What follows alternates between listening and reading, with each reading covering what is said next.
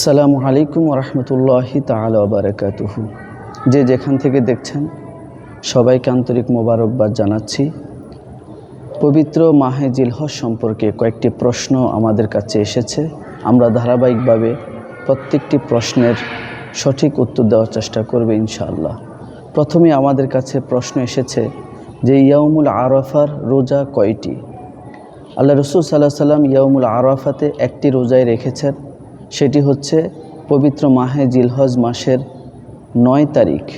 পবিত্র মাহে জিলহজ মাসের 9 তারিখ ইয়াউমুল আরাফা, যে দিনটাকে আমরা হজের দিন বলি। এখানে একটি প্রশ্ন আমাদের বাংলাদেশের যারা মুসলমান আমরা আছি, আমরা অনেকেই করে থাকি যে সৌদি আরবে আমাদের দেশের থেকে আগের দিন, একদিন আগে ইয়াউমুল আরাফা অনুষ্ঠিত হয়, হজ অনুষ্ঠিত হয়। যেমন এবছর আমাদের বাংলাদেশে 9 তারিখ হচ্ছে শুক্রবার, আর সৌদি আরবে 9 তারিখ হচ্ছে বৃহস্পতিবার। তাহলে আমরা কোন দিন রোজা রাখব? সেই ক্ষেত্রে আল্লাহ রাসূল সাল্লাল্লাহু আলাইহি ওয়াসাল্লাম শুধু 9ই জিলহজের কথা বলেছেন। যদি আমরা হাদিসে মোবারকার আলোকে শুধু 9 জিলহজের কথা বলি, তাহলে আমাদের দেশে যেদিন 9 জিলহজ হবে সেদিনই হচ্ছে আমাদের দেশের জন্য ইয়াউমুল আরাফা, এবং সেদিনই কেবলমাত্র আমরা রোজা রাখব। আর যদি কেউ মনে করেন যে আমরা সৌদি আরব যেহেতু থাকছে, তাহলে সেও থাকতে পারবেন। যেহেতু এটা নফল রোজা, আমরা চাইলে বৃহস্পতিবার এবং শুক্রবার 2 দিনেই ইয়াউমুল আরাফা হিসেবে রোজা রাখতে পারি। আল্লাহ সুবহানাহু ওয়া তাআলা আমাদের সেই তৌফিক দান করুক। আরেকটি প্রশ্ন এসেছে যে নখ কাটা এবং দাড়ি ছাঁটার বিষয়ে। আল্লাহ রাসূল সাল্লাল্লাহু আলাইহি ওয়াসাল্লাম হাদিসে মুবারাকার মধ্যে ইরশাদ করেছেন, যারা কোরবানি করবেন, যাদের উপরে কোরবানি ওয়াজিব হয়েছে, তারা যেন পহেলা জিলহজ থেকে 10 জিলহজ পর্যন্ত তাদের নখ এবং চুল না কাটে। এটা আল্লাহ রাসূল সাল্লাল্লাহু আলাইহি ওয়াসাল্লাম নিজে আমল করেছেন এবং উম্মতদেরকে আমল করতে উৎসাহিত করেছেন।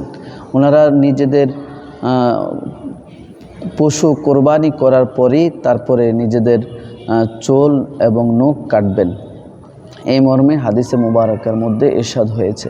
আরেকটি প্রশ্ন হলো 10 দিনের আমল। 10 দিনের আমল আমরা অনেক বুজুর্গানে দিনের বিভিন্ন ওনাদের জীবনী থেকে আমরা জানতে পারি যে পহেলা জিলহজ থেকে 10ম জিলহজ পর্যন্ত ওনারা টানা রোজা রেখেছেন। 10 দিন ব্যাপী ওনারা ইয়াউমুল আরাফা পর্যন্ত রোজা রেখেছেন। আমরাও চাইলে 10 দিন ব্যাপী রোজা রাখতে পারি। এর ফজিলত অনেক।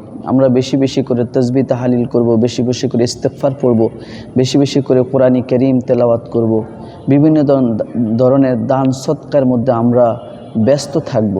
এইভাবে আমরা এই 10 দিন পয়লা জিলহজ থেকে 10ম জিলহজ পর্যন্ত, 10 জিলহজ পর্যন্ত আমরা এই আমলগুলি করতে পারি। আরেকটি প্রশ্ন হলো যে কোরবানি কাদের উপরে ওয়াজিব? কোরবানি তাদের উপরে ওয়াজিব যাদের বাৎসরিক হিসাবে সকল খরচ, আয় এবং ব্যয় সব ক্লোজ করে যদি কোরবানি দেওয়ার মতো অর্থ তাদের উদ্বৃত্ত থাকে, তাদের উপরে কোরবানি দেওয়া ওয়াজিব। অবশ্যই বালিগ হতে হবে, মুসলমান হতে হবে তাদেরকে, এবং যাদের সামর্থ্য আছে কেবলমাত্র তারাই কোরবানি করবেন, কোরবানি দেওয়ার মতো উপযুক্ত।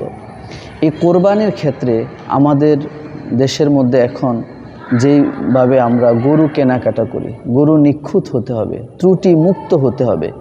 যেমন গরু যেন কান কাটা না হয়, ল্যাংড়া যেন না হয়, সে তার জবেহ স্থান পর্যন্ত যেন হেঁটে যেতে পারে। অসুস্থ গরু দিয়ে কোরবানি জায়েজ হবে না।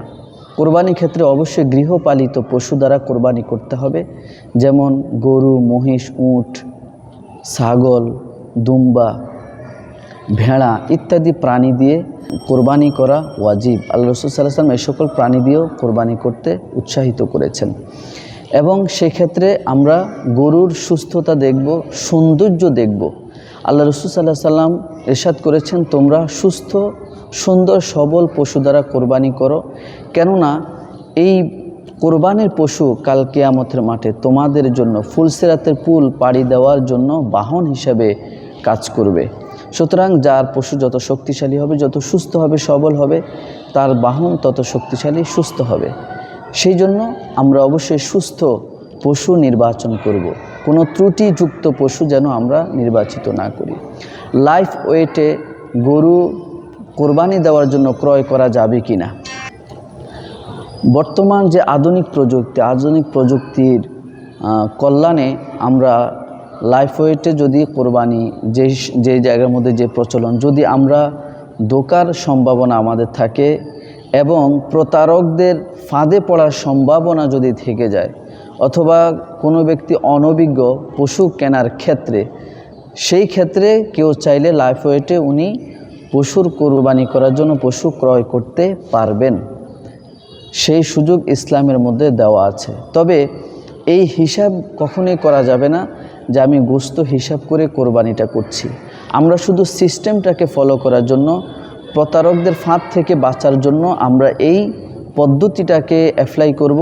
এই পদ্ধতিতে আমরা গরু ক্রয় করব বা পশু ক্রয় করব, কিন্তু আমাদের নিয়ত থাকবে যে আমি এই পশুটাকে কেবলমাত্র শুধুমাত্র আল্লাহর জন্য কোরবানি করছি। আমাদের গোশত খাওয়া মুখ্য উদ্দেশ্য নয়, গোশত পাওয়াও মুখ্য উদ্দেশ্য নয়। আমাদের মুখ্য উদ্দেশ্য হচ্ছে আল্লাহ সুবহানাহু ওয়া তাআলাকে খুশি করা, রাজি করা, আল্লাহ সুবহানাহু ওয়া তাআলার রেজামন্দি হাসিল করা। আরেকটি প্রশ্ন হলো যে আমরা কোরবানির গোশতকে কিভাবে ভাগ করব। দেখুন, আল্লাহ রাসূল সাল্লাল্লাহু আলাইহি ওয়াসাল্লামের কোরবানির গোশতকে 3টি ভাগে ভাগ করেছেন। একটি ভাগ নিজের জন্য রেখে দিয়েছেন, আরেকটি ভাগ আত্মীয় স্বজনদের জন্য রেখে দিয়েছেন, আরেকটি ভাগ গরিব মিসকিন যারা আছে, অসহায় যারা আছে, দুস্থ যারা আছে তাদের জন্য রেখে দিয়েছেন। আল্লাহ রাসূল সাল্লাল্লাহু আলাইহি ওয়াসাল্লাম ইনসাফের এক মূর্ত প্রতীক ছিলেন। আল্লাহ রাসূল ইনসাফ প্রতিষ্ঠা করেছেন, আদল প্রতিষ্ঠা করেছেন। সেই জন্য আল্লাহ রাসূল সাল্লাল্লাহু আলাইহি ওয়াসাল্লাম এই কোরবানির গোশত কখনো একা ভোগ করেননি। আল্লাহ রাসূল সাল্লাল্লাহু আলাইহি ওয়াসাল্লাম আত্মীয় স্বজন এবং সমাজের অসহায় দুস্থ মানুষ যারা আছে সবাইকে সম্পৃক্ত রেখে পশু কোরবানি দিয়েছেন এবং তার গোশতকে বন্টন করেছেন। আরেকটি বিষয় এসেছে, খাসি দিয়ে কোরবানি করা বা পাঁঠা দিয়ে কোরবানি করা যাবে কিনা। পাঁঠা দিয়ে কোরবানি করার অনুমোদন রয়েছে, তবে খাসি কোরবানি করা অতি উত্তম। খাসি কোরবানি করা জায়েজ, আমরা চাইলে খাসি দিয়ে কোরবানি করতে পারবো, এটা জায়েজ এবং উত্তম। আরেকটি বিষয় হলো যে মৃত ব্যক্তিদের নামে কোরবানি করা। আসলে কোনো জীবিত হোক বা মৃত হোক, কোনো ব্যক্তির নামে কখনো কোরবানি হয় না, কোরবানি হয় আল্লাহর নামে। আমরা শুধু আমাদের পক্ষ থেকে এই কোরবানিটা করি। সুতরাং মৃত ব্যক্তিদের পক্ষ থেকেও কোরবানি করা জায়েজ।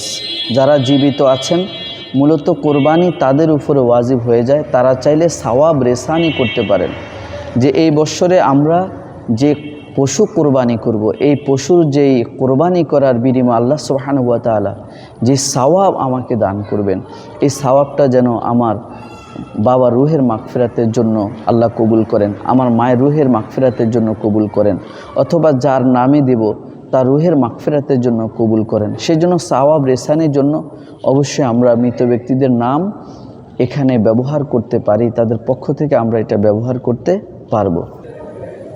কোরবানি পশুর ক্ষেত্রে আমরা শরিক নিতে পারবো কিনা, অংশীদার নিতে পারবো কিনা, এটা একটি গুরুত্বপূর্ণ প্রশ্ন। আমরা 3 ধরনের পশুর ক্ষেত্রে শরিক নিতে পারবো, গরু, মহিষ, উট। এই 3 ধরনের পশুর ক্ষেত্রে আমরা শরিক নিতে পারবো।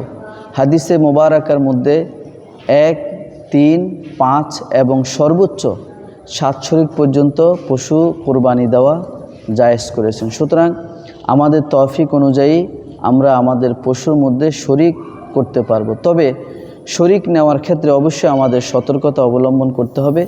যাকে আমরা শরিক নিচ্ছি অথবা যার সাথে আমরা পশু কোরবানি দিচ্ছি তার অর্থের উৎস যেন অবশ্যই হক হয় এবং হালাল হয়। কারণ একজন শরিকের অর্থ যদি কোনো ধরনের অবৈধ হয় বা হারাম পর্যায়ের মধ্যে পড়ে, তাহলে ওই পশুর সাথে যারাই শরিক হবেন, যারাই অংশীদারিত্ব নেবেন, প্রত্যেকের কোরবানি বাতিল বলে গণ্য হবে এবং কারো কোরবানি হবে না। এবং বন্টন করার ক্ষেত্র যতজন শরিক থাকবেন প্রত্যেক শরিকের সমানভাবে বন্টন করতে হবে। কম বেশি হলে কখনোই সেই কোরবানি দুরুস্ত হবে না, সেটা জায়েজ হবে না। এবং প্রত্যেক শরিকের ইচ্ছাকেও প্রাধান্য দিতে হবে। কেউ যদি কোনো ব্যাপারে আপত্তি বা ওজর করে, তাহলে সেই ক্ষেত্রে প্রত্যেকের কোরবানি বাতিল হিসাবে গণ্য হবে। সুতরাং শরীকে কোরবানি দেওয়ার ক্ষেত্রে আমাদের বাড়তি সতর্কতা অবলম্বন করতে হবে এবং খুব নিখুঁতভাবে আমাদের কোরবানি কবুল হওয়ার জন্য ব্যবস্থা গ্রহণ করতে হবে। ওমা তৌফিক ইল্লা বিল্লাহ। আসসালামু আলাইকুম ওয়া রাহমাতুল্লাহি ওয়া বারাকাতুহু।